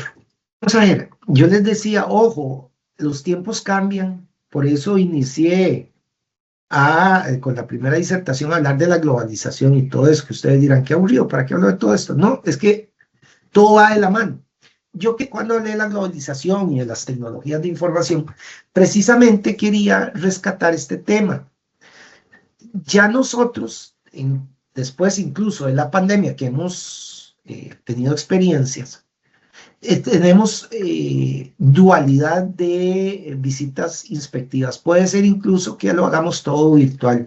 Bueno, para hacerlo virtual sí tienen que darse cumplimiento de los requerimientos tecnológicos mínimos. Incluso yo me acuerdo que mucho de esto lo tomamos de ustedes, del Poder Judicial, a la hora que ustedes permitieron hacer a los jueces laborales las visitas, perdón, los juicios de tipo virtual que hacen actualmente. Yo me acuerdo que hablé con mi amigo Jorge Olazo, el magistrado Jorge Olazo, que lo conozco desde hace 30 y resto de años, cuando éramos jovencillos los dos.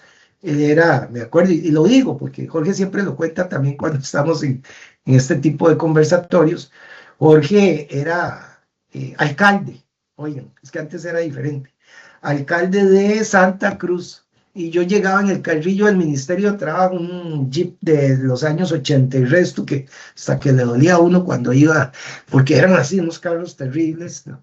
Y Jorge salía jovencillo también, puede tener la misma edad, Jorge, creo que un año menos que yo, y un muchachillo, y entonces nos entendíamos muy bien, era muy bonito esta cosa de dos jóvenes, uno de un lado y el otro del otro, y él cuenta siempre esta anécdota. Yo lo quiero mucho a Jorge, y era impensable este tipo de modalidad. Bueno, ahora con la modalidad ya incluido lo de las tecnologías de información y comunicación, tenemos visitas virtuales. Por ejemplo, las hacemos, tenemos un cuerpo de inspectores que están trabajando en sus casas virtual, donde piden, que es muy sencillo, yo consigo en la caja del seguro de la empresa Los Patitos, tiene 30 trabajadores reportados, ¿ok? Salarios que estoy detectando, opa, que no son los mismos del Ministerio de Trabajo, el mínimo. ¿Ok? ¿Qué es lo que hago yo? Yo mando a la dirección, porque tenemos también, les cuento, un sistema, el CINE, donde el patrono se puede inscribir para poder hacer las gestiones en línea. Y ahora no hay ni que presentarse al Ministerio de Trabajo con papeles, nada. Todo lo pueden subir y todo se resuelve virtualmente, bueno, dependiendo de lo que sea, porque las audiencias sí se hacen inspectivas, se hacen en muchos casos recabar pruebas y todo lo demás. En algunos casos hay que hacerlas físicamente, presencialmente, me refiero. Bueno, pero hay casos muy sencillos, donde, por ejemplo, yo detecto esto, que la caja me está dando esta información, o el INSS, y le mando el correo que me dejó el patrono. Mire, señor, mándeme por favor, si es del Ministerio de Trabajo, hay logo, todo, para que él pueda saber quién le está pidiendo la información. Incluso pueden llamar al Ministerio de Trabajo. Mire, me llegó este correo, como me han llamado a mí. Sí es compañero de nosotros, él está en visitas inspectivas, es válido la información que le está pidiendo. Mire, mándeme las planillas, por ejemplo, los salarios. Yo ya tengo salarios que está reportando desde mi punto de vista incorrectos. Y él me manda, entonces yo puedo corroborar y decirle, mire, señor, de acuerdo al decreto mínimo del año 2026, el salario de la trabajadora secretaria es 476,000 colones y usted está pagando 470,000 colones. Hágame el favor y le mando para que me cumpla.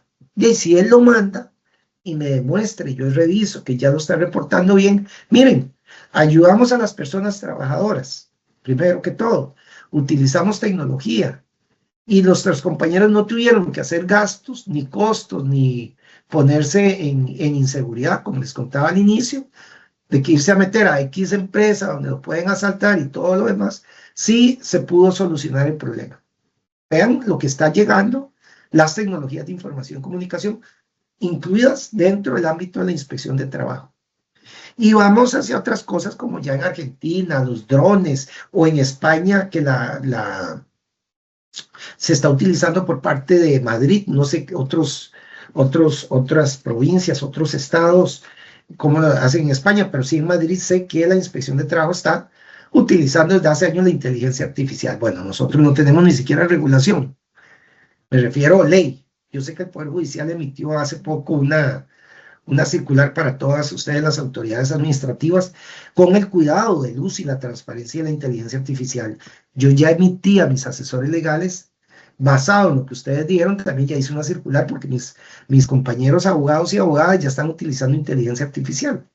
Entonces no podemos taparnos, ¿no? Pero sí hay que regularla. Bueno, pero tenemos que ir hacia una ley, algo ordinario, porque en las empresas privadas uno no sabe qué está pasando, en el sector público qué pueda darse. Entonces yo creo que hacia eso tenemos que hacer una regulación. Pero vamos poco a poco. Lo que les estaría contando es que ya tenemos acciones inspectivas de tipo virtual. Continuemos, por favor.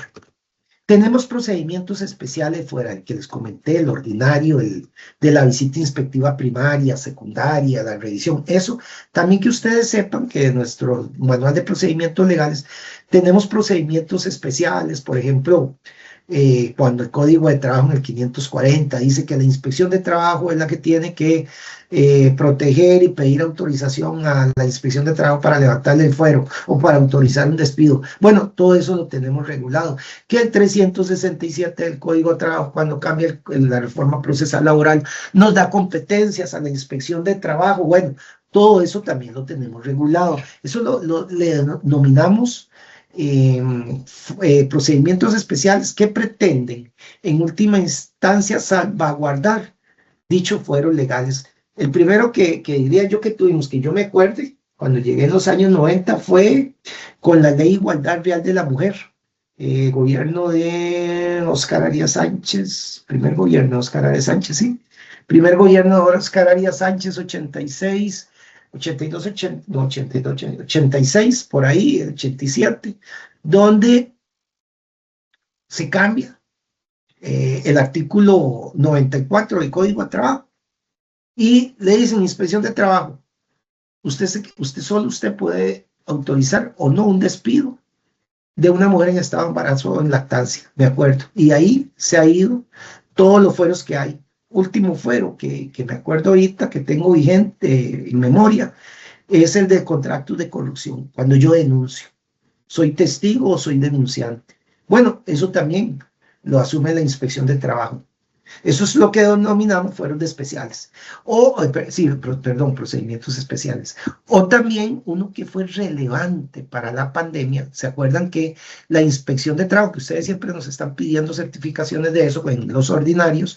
Bueno, que la inspección de trabajo es la que tiene que autorizar o no una suspensión de contratos de trabajo. Bueno, ese es un procedimiento especial. Adelante, por favor. No se nos puede olvidar y que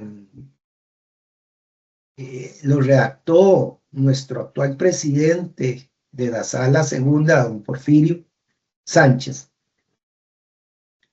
Y es que como pretenden, y eso hay que ponerle mucha atención porque ya nos han demandado varias veces a nosotros, a la Inspección de Trabajo,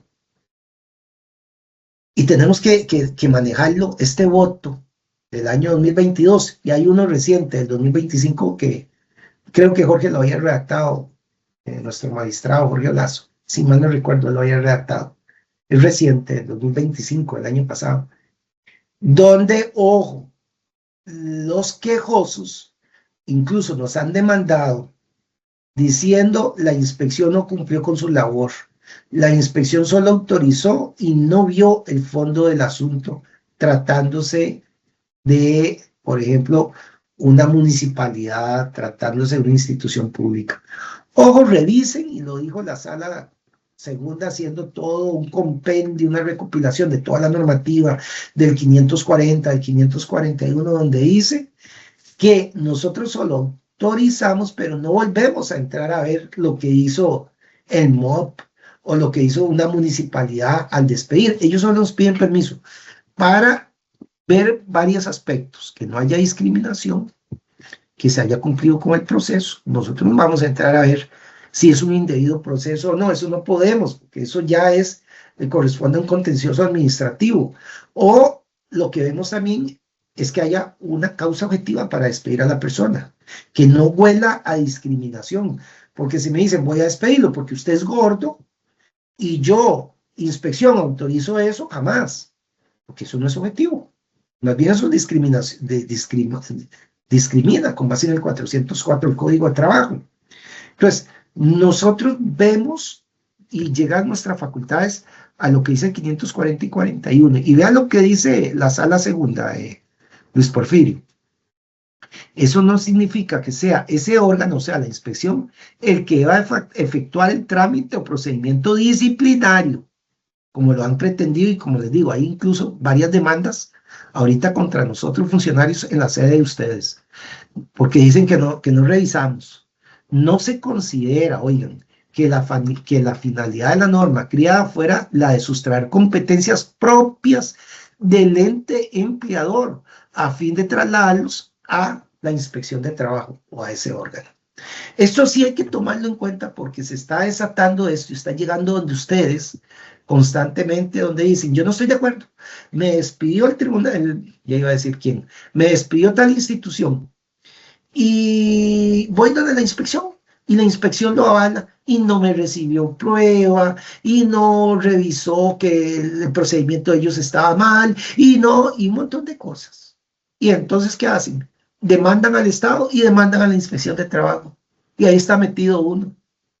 No, disculpen, nosotros no somos competentes. Por eso es que se han tenido la Sala Segunda, cuando han llegado, han tenido que estar recordándole a la gente, ojo, inspección no asume como que si fuera el patrono disciplinario. Yo sí he parado, me acuerdo varios casos, por ejemplo, no voy a decir la institución, una señora, por cierto, jerarca, no es en esta administración, son pasadas, donde no seguía el debido proceso y nos mandaba a nosotros para que despidiéramos. Nadie lo quitaba, eso no es de nosotros. O otro caso donde la señora, que era, no, se le fue el tiempo para sancionar. De ahí no, y ya le habían interpuesto prescripción y todo. Y ella nos lo tira a nosotros para que resolvamos la prescripción. No, señora, disculpe. Nosotros no somos el patrón. Usted tiene un cuerpo una dirección jurídica que la asesoren a ustedes, la inspección no la puede asesorar en esto, jerarca. Cuestiones así que me he topado que sí los he devuelto y lo hemos parado, incluso por cuestiones de oportunidad, como ha dicho no de oportunidad, sino por cuestiones propias de plazos que se le han ido a la administración. Eso sí, ahí mejor no entramos nosotros porque iría en contra de la persona trabajadora, del aforado o de la aforada. Continúe, por favor. Aquí yo les dejo un resumen de lo que les he explicado en procedimientos especiales, donde se debe cumplir en un plazo de 2 meses nuestros plazos. Eso depende también que podamos cumplir o no, porque las partes en muchos casos nos atrasan y hasta nos interponen amparos y todo lo demás. Pero este es, digamos, lo que yo les he explicado a ustedes en la charla que les he dado. Este es el procedimiento que se debe seguir, que debe ser un procedimiento especial que, como les dije, con base en el voto 4298 nos hemos ideado a partir del año 2000 y hasta la fecha, que lo ha avalado así la Sala Constitucional. Les cuento algo para que ustedes lo tengan. Hay un voto ahí, el 1227 del año 2002, es un voto constitucional, donde un quejoso, cuando nosotros no le dimos oportunidad, o sea, resolvimos, le dijimos, se da por agotada la vía administrativa, dice, ¿cómo es posible? Yo quiero recurrir la actuación de ustedes, y nos interpone recurso de revocatoria y apelación, o sea, haciendo como que si estuviéramos dentro de un proceso ordinario de administración pública, habiendo obviado lo que ya había dicho la Sala Constitucional en este voto, en el 4298, y nos interpone un amparo y nos acusa ante la Sala Constitucional diciendo, no me dieron oportunidad de recurrir. Y la Sala avala la actuación en este voto del año 2002, diciendo, no, disculpen, en la inspección no hay recursos, donde ellos dicen, porque es un procedimiento especial, y vuelvo a reiterar lo del voto 4298 y 97, dentro de nuestro debido proceso. Adelante. Poder Judicial, ¿qué es lo que aquí rescato? Bueno, aquí yo rescato algo. Yo voy a rescatar aquí, y ahí se los tengo preparados, ustedes lo pueden ver, la sede judicial. Miren, para los que, porque casi a nadie le gustan las infracciones laborales, solo a Jorge Olazo y a mí, que hemos escrito varios libros, y doña Julia Varela también, que había escrito un librito sobre infracciones, les dio un temita sobre infracciones laborales en su obra que publicó ya hace varios años, hace ya como 20 años más o menos.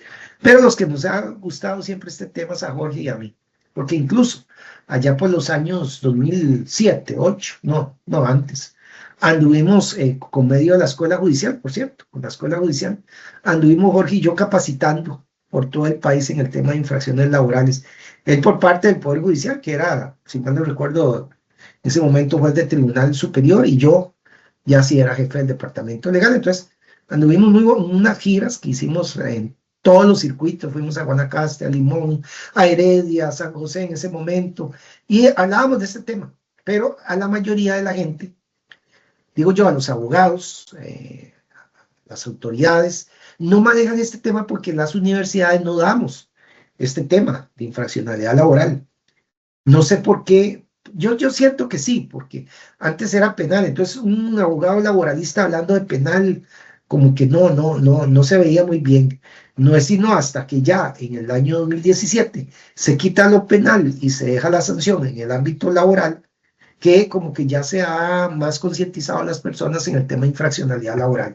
Porque antes ustedes, jueces de lo laboral, tenían que aplicar la materia penal. Entonces, yo me acuerdo de las angustias que pasábamos, todas las partes, viendo el código penal, viendo el procedimientos penales, vieran qué angustia teníamos los laboralistas, y me decían, pero es que, ¿qué es este enredo, arroz con mango que nos dejaron en 1943 en el tema de infracciones? Bueno, eso ya es historia, ya en el 2017 ya no. Hoy en el 2017, ahí les dejo los artículos, por ejemplo, del 396 al 396 al 403 del Código de Trabajo, y del 669 al 681, es lo que tiene que ver con infracciones laborales. Yo aquí critico algo, y no es digamos, la dinámica legislativa. A ver, ¿por qué no lo hicieron del 396 y siguientes? No, mandan de un lado y a otro. Entonces, los que manejamos infracciones tenemos que irnos de un lado a otro, pasar páginas. Lo hubiéramos hecho, que es una infracción a las leyes de trabajo, las multas y el procedimiento. Me parece que hubiera sido lo correcto. Bueno, así no se hizo. Por eso ustedes tienen que andar de un lado a otro, del 396 al 400, al 413, y dije, y del 669 al 681. Ahí está todo lo que tiene que ver con infracciones laborales en sede judicial. Pero oigan lo siguiente, si nos vamos antes de la reforma procesal laboral dentro de este aparte histórico de inspección, si ustedes revisan el Código de Trabajo de antes del 2017, era todavía peor, porque el legislador en el 43 deja primero el procedimiento estipulado y al final 600 que era 12 por ahí del Código de Trabajo viejito, deja que era una infracción a las leyes de trabajo. O sea, empezamos por una cosa y terminamos con el concepto en lo último. Era peor todavía bueno, por lo menos en el 2017 entramos primero en la parte sustantiva, después la procesal, que es la crítica. Hubiéramos hecho de seguido todo. Bueno, no se hizo así. Bien jurídico protegido, como ya no estamos en materia penal, sino sancionadora laboral, yo, y esto es algo propio mío, dentro de mi libro, Infracciones Laborales, o que es tomado en mi tesis doctoral, yo llegué a la conclusión que el bien jurídico protegido no es en sí, cuando estamos hablando de imponer una multa, no es en sí la protección personal al individuo, no, porque estamos imponiendo una sanción con base en el principio del orden público. Entonces yo llegué a esa conclusión, es cosa mía, yo llego a la conclusión que el bien jurídico, tratándose de infracciones laborales, es a la fuerza del trabajo nacional como un todo. Ese es el bien jurídico que protegemos cuando estamos imponiendo una sanción, por infracción a las leyes de trabajo. No es tanto personalizada, a pesar de que existe el 677 del Código de Trabajo, pero ahorita lo vamos a ver, eso es otra cosa. Vamos a ver qué más. Hay nuevos infractores, para que ustedes lo tomen en cuenta, y un concepto diferente de infraccionalidad laboral. A partir del 2017, pongamos la atención, porque yo puedo cometer infracción a las leyes de trabajo y respetando la normativa internacional. Vean, por eso qué importante es la normativa internacional, manejarla. Por eso les mencioné la normativa internacional, el artículo 7 de nuestra Constitución Política, la OIT, toda esta parte histórica va de la mano, todo es un match, hablando en inglés, todo es un match que tiene que ver con precisamente la conceptualización, porque ahora una infracción se puede dar por incumplimiento a una normativa internacional, ya no solo lo nacional. Importantísimo. Y hay nuevos infractores. Revises en el 396 del Código de Trabajo, incluso los funcionarios públicos que asesoren mal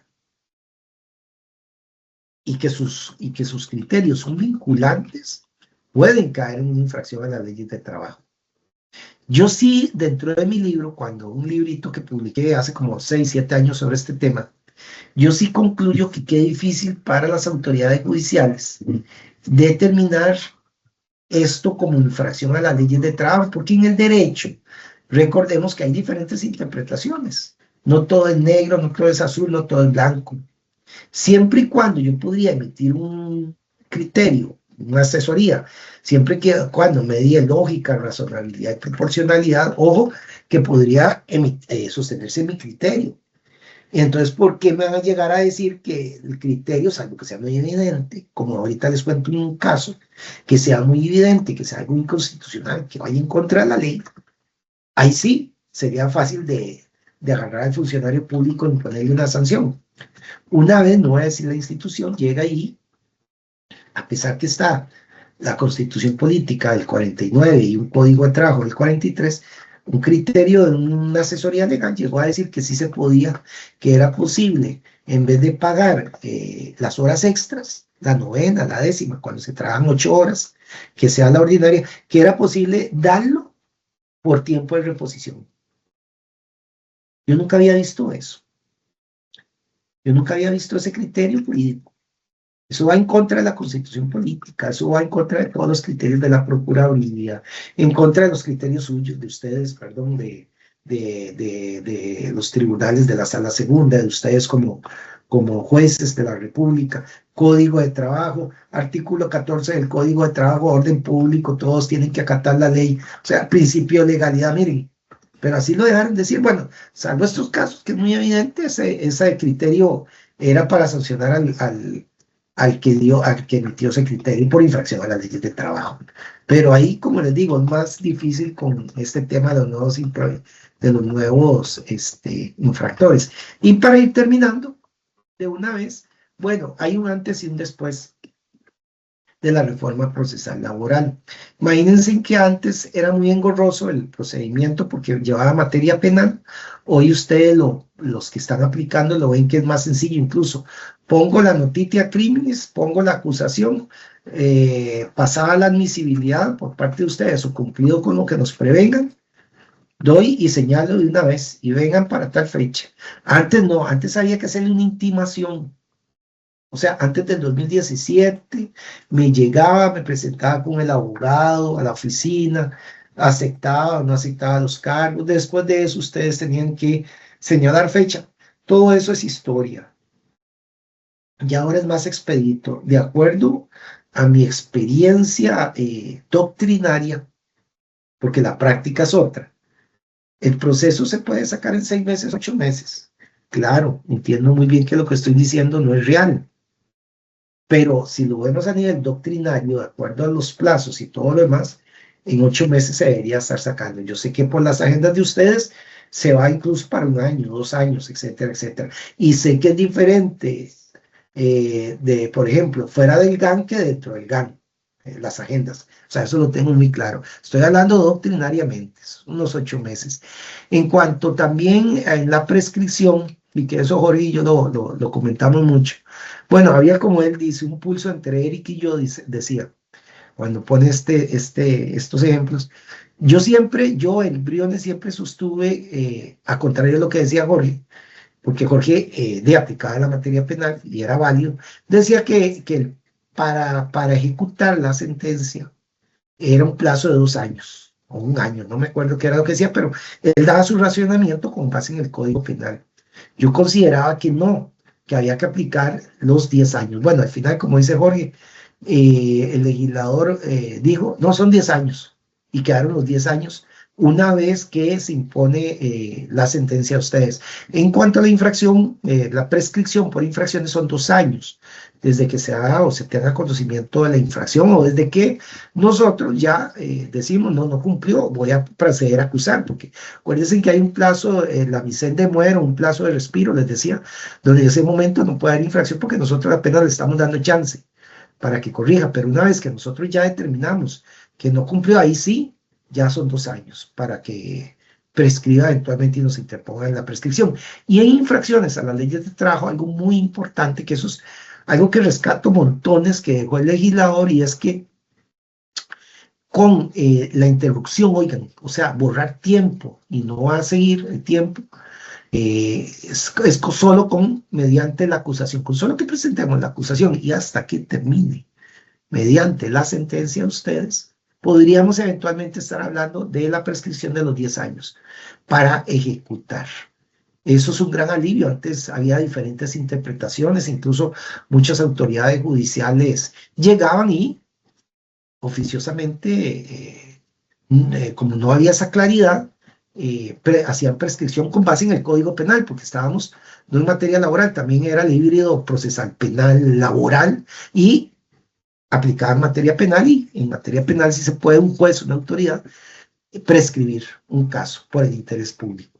Bueno, ahora ya no. Termino con esto. Por favor, continuemos. Vamos a ver, termino.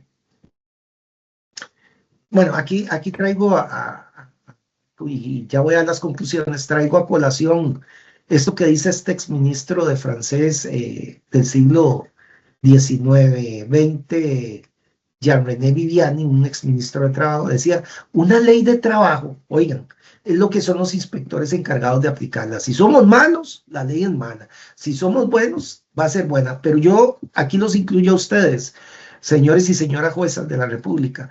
Si ustedes aplican la legislación como debe ser, todos ganamos, así va a ser la ley. Entonces, depende de nosotros como autoridades administrativas y judiciales que se cumpla con la legislación. Conclusiones.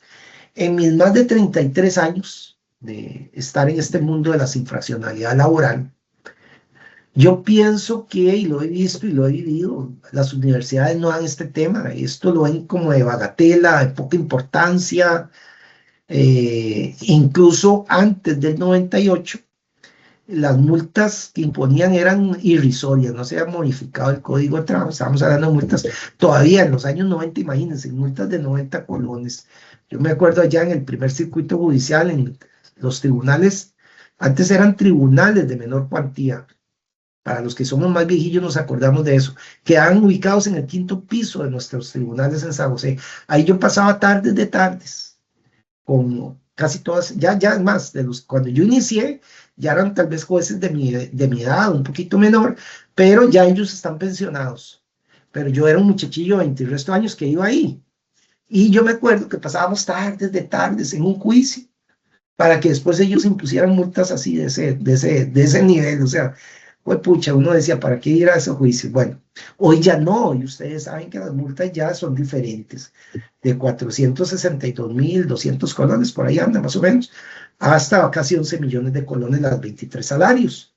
Bueno, entonces, yo creo que ahora ya no es de poca monta, ahora sí deberíamos de incluir dentro de estos, y gracias a la Escuela Judicial, que incluye todos estos temas, para concientizarnos sobre la temática de infracciones laborales. Y algo muy importante que no se nos puede olvidar, sobre todo a la gente que litiga y a los que les enseñamos el derecho, a los que estamos apasionados por el tema de las infracciones laborales, Jorge y yo, en este caso que es muy público, no debemos de olvidar el 677 del Código de Trabajo, tanto ustedes como nosotros, y nosotros dentro de las acusaciones que hacemos, siempre pedimos la reparación del daño. Es que nada ganamos con que pongan la multa, 10 salarios por no pago de salario mínimo, si no hacemos la reparación dentro de la misma sentencia. Mire, es que está obligado a pagar los últimos 3 años en salarios, y si no, los puede ejecutar mediante esta sentencia.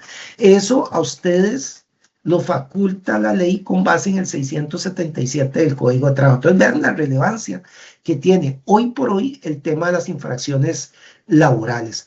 Otro tema muy importante es que ahora, a diferencia del año antes del 2017, se puede ir al juicio sin el acusado. Ustedes pueden hacer el juicio sin que esté el acusado, o pedir, como en algunos casos lo hacen, ayuda a la defensa pública de lo laboral para que lo represente, con base en el 675 del Código de Trabajo. Entonces, vean, vuelvo a decir, la relevancia del tema de las infraccionalidades laborales. Otro tema, y ahí con eso termino, pasamos de lo penal a lo laboral sancionador. Eso es un gran avance dentro de nuestro sistema, porque es más célere, es una justicia más pronta y cumplida. Pero no obstante, nosotros los costarricenses, al día de hoy, 2026, en este año todavía, persiste lo que nos dejaron nuestros abuelos y abuelas al ratificar el convenio 81 de la OIT, que en sede administrativa se iba a abrir todo el proceso de instrucción, digámoslo así, para que se lo pasáramos a ustedes, las autoridades judiciales, para que para que hicieran una imposición de la sanción. Pero olvidamos que posteriormente, 20 años después, el convenio 129, pero nosotros no cambiamos el Código de Trabajo, todavía tenemos eso. El convenio 129 posibilita a las sedes administrativas a nivel mundial de imponer en su sede administrativa la sanción. Y nosotros nos quedamos todavía como hace 85 años. Y tenemos que ir donde ustedes.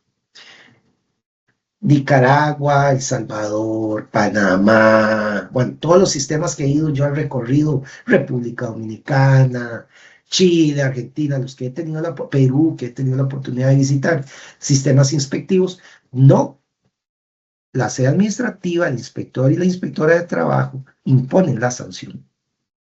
No van a sede judicial. Si no les quitan a ustedes eso, trabajo, y se la dan a la sede administrativa. Y si no está de acuerdo el administrado con la imposición de la multa, ahí sí les tocará a ustedes ver. Bueno, hay un proyecto que sale de mi tesis doctoral, el proyecto número 19.130, presentado a la Asamblea Legislativa, hoy está durmiendo el sueño de los justos, y otros que han presentado para que les quiten a ustedes el procedimiento de laboral por infracciones y lo dejen como en el resto de países, algo, Bolivia, ahorita, que conozco, no sé cómo anda República Dominicana más bien, no sé, estoy inventando, pero eso fue con mi tesis que investigué en esos momentos, hace más de 15 años, y Guatemala en su momento, que dicen que en Guatemala ahora ya cambió eso, que son las mismas autoridades administrativas que impongan las multas. Nosotros no, nosotros solo tenemos que ir ante ustedes y desgastarnos. Y esa es la burla que a veces tienen los ciudadanos que dicen, por si eso va, o sea, los tribunales, mientras lo hacen, durará años, y es cierto. O sea, no somos tan eficientes ni efectivos, pero no porque no queramos, es por nuestro mismo sistema. De ahí, ojalá retomar este proyecto que presenté en la Asamblea Legislativa, el 19.130 u otros más que hay, para que sea que la inspección tenga el colmillo, que pueda imponer. Imagínense ustedes, un inspector de tránsito imponiendo que ustedes se pasaron un alto. Entonces, que le den una boletita a ustedes y les diga, mire, ustedes se pasaron el alto. Esto, como lo hacemos nosotros, esto contraviene el artículo tal. Espérense, los vamos a ir a acusar a los tribunales. Diré yo, bueno, y hasta que me notifiquen, no sé qué es lo que pasa con infracciones a las leyes de trabajo. Tranquilos. No es lo mismo que cuando un inspector me dice, tome señor, o que la inspección pudiera hacer, tome, aquí está la multa, vaya y paga al banco, como hacen ahorita. Si no, después vienen los embargos y la ejecución de sentencia, ustedes todo lo que saben. Bueno, hacia eso deberíamos de ir nosotros en el tema de infracción laborales. Bueno, cualquier cosa estoy para servirles, les deseo mucho éxito en este tipo de capacitaciones. Muchas gracias a los compañeros, compañeras de la Escuela Judicial. Bendiciones y estamos para servirles.